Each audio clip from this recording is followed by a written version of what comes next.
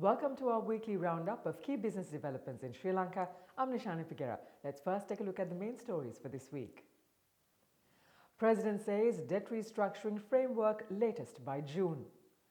4-year high BOP surplus to ease import restrictions.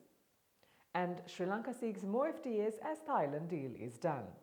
In our main story this week, on Wednesday, President Ranil Wickremesinghe made his policy statement at the inauguration of the 5th session of the 9th Parliament.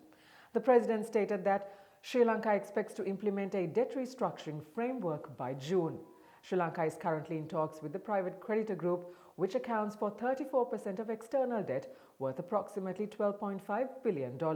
However, private bondholders have complained that debt talks have not seen any real progress since December 2023.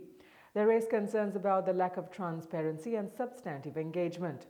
President Wickremesinghe added that Sri Lanka will have to pay about $3 billion per year in debt servicing even after the $17 billion debt reduction anticipated from restructuring. The President also noted that the nation aims to achieve a GDP growth rate of 3% in 2024, beating World Bank's estimate of 1.7%.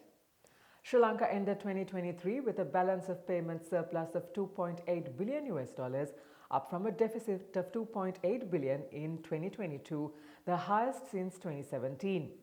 The turnaround was possible mainly from a strong pickup in remittances and tourism, a pause on external debt payments of around $6 billion a year, and foreign currency flows from the World Bank and the Asian Development Bank. Due to this, the Cabinet has green-lighted a proposal to lift foreign exchange controls imposed on rupee conversions. According to Minister Mandulu Gunawardena, the government intends to gradually relax restrictions on the outflow of foreign currency with the build-up of reserves. Sri Lanka's foreign exchange reserves stood at $4.4 billion at the end of 2023, a 22% increase from a year earlier and equivalent to about 3 months of imports. The Ministry of Power and Energy is to call for expressions of interest internationally for the joint development of the 61 oil tanks located at the Trinco oil tank farm. The oil tanks are currently held by the Trinco Petroleum Terminal Limited, a joint venture between the Ceylon Petroleum Corporation and Lanka IOC. The CPC directly owns 24 tanks, while Lanka IOC owns 14. Credit to the private sector expanded by over 100 billion rupees in December 2023 from declining interest rates and cooling inflation as the central bank cut key interest rates by a total of 650 basis points since June last year. Meanwhile, credit card spending and its consumer base expanded through December 2023. Outstanding credit card balances grew by 6.2 billion rupees in December, following 1.2 billion rupees increase in November. The current trend points to an acceleration in consumer spending as inflation cooled and interest rates continued to ease. The government is in talks to establish free trade agreements with new markets following the Sri Lanka-Thailand Free Trade Agreement signed earlier this month.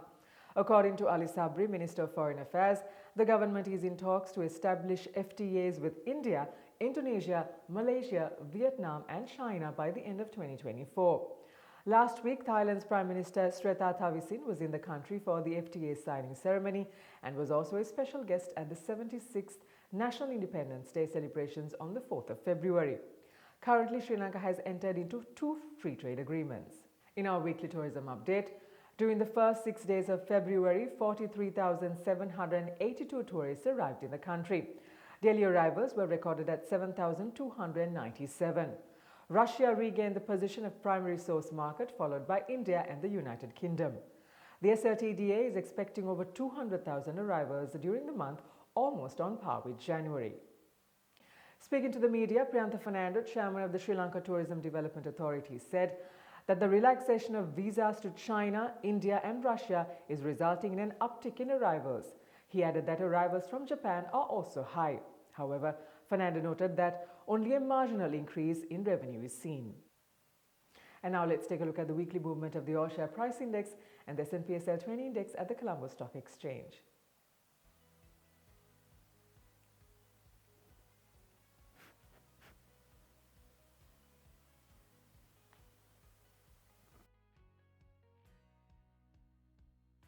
At the Treasury bill auction held on Wednesday, yields on all maturities contracted for the 3rd consecutive week.